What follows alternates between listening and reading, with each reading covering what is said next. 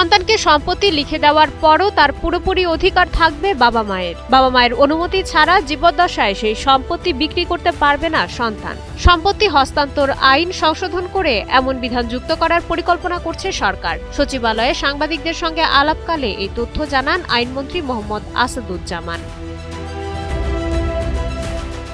আইনমন্ত্রী জানান, বর্তমান নিয়মে হেবা বা গিফট করে দিলে বাবা মা নিজেদের সম্পত্তির ওপর নিয়ন্ত্রণ হারিয়ে ফেলেন। পরবর্তী সময় সন্তানরা দেখভাল না করলে বয়োবৃদ্ধ বাবা মা অসহায় হয়ে পড়েন। প্রস্তাবিত নতুন আইন পাশ হলে সম্পত্তি হস্তান্তর করলেও জীবদ্দশায় তার ভোগ দখলের পূর্ণ অধিকার বাবা মায়ের হাতেই থাকবে।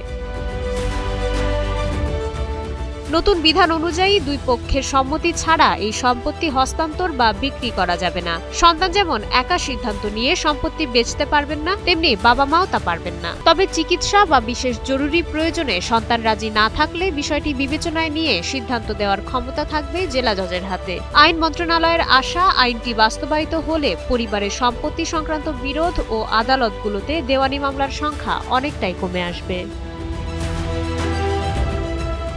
মাইশা মালিহা, সময়ের আলো।